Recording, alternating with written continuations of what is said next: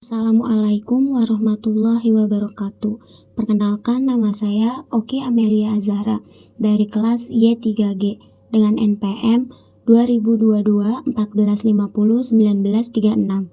Saya dari kelompok 6 ingin menjelaskan tentang tokoh-tokoh aliran monetaris dan studi kasusnya. Yang pertama ada Milton Friedman.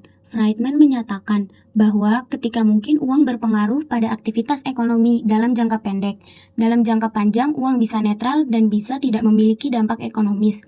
Karena inflasi menurut Friedman adalah semata-mata fenomena moneter. Satu-satunya solusi masalah inflasi adalah harus mengendalikan pertumbuhan persediaan uang. Yang kedua ada Karl Brenner. Karya Brenner difokuskan pada kebijakan moneter sebagai sumber utama ketidakstabilan.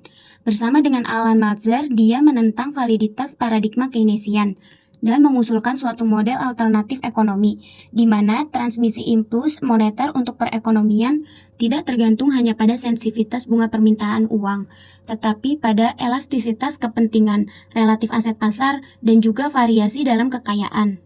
Ketiga, Alan Maltzer dan Bennett McCallum. Pemikiran mereka mengenai pengembangan dan penerapan model kebijakan moneter dan perubahan operasi dana moneter internasional. Yang keempat, Philip Kagan. Pekerjaan Kagan difokuskan pada kebijakan moneter dan pengendalian inflasi. Kagan telah menerbitkan lebih dari 100 buku, artikel jurnal, review, laporan, dan pamflet serta topik-topik berkaitan dengan makroekonomi. David Leider dan Michael Parkin. Pemikiran mereka mengenai stabilitas hubungan antara pendapatan permintaan terhadap uang dan pertimbangan hukum. Selanjutnya, studi kasus. Pemikiran Milton Friedman dalam mazhab monetaris. Milton Friedman sebagai tokoh utama mazhab monetaris mengeluarkan sejumlah pemikiran penting, antara lain, yang pertama, teori kuantitas uang. Friedman menekankan pentingnya menjaga stabilitas kuantitas uang untuk mencegah inflasi atau deflasi yang merugikan. Yang kedua, peran bank sentral. Menurut Friedman, bank sentral harus beroperasi secara independen dan transparan. Kebijakan moneter seharusnya fokus pada menjaga stabilitas kuantitas uang. Yang ketiga, ada kritik terhadap kebijakan fiskal. Friedman skeptis terhadap aktivitas kebijakan fiskal sebagai alat untuk mengelola ekonomi. Ia lebih menekankan pada kebijakan moneter untuk mencapai tujuan ekonomi.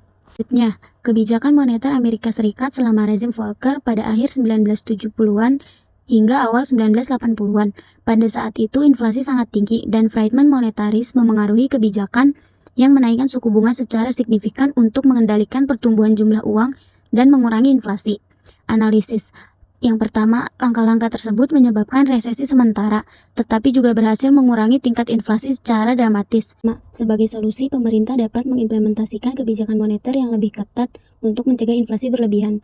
Yang kedua, pada saat yang sama, solusi harus mempertimbangkan konsekuensi sosial dan ekonomi, seperti dampak resesi dan mungkin memerlukan langkah-langkah tambahan seperti pelatihan atau dukungan bagi sektor-sektor terdampak. Sekian, terima kasih.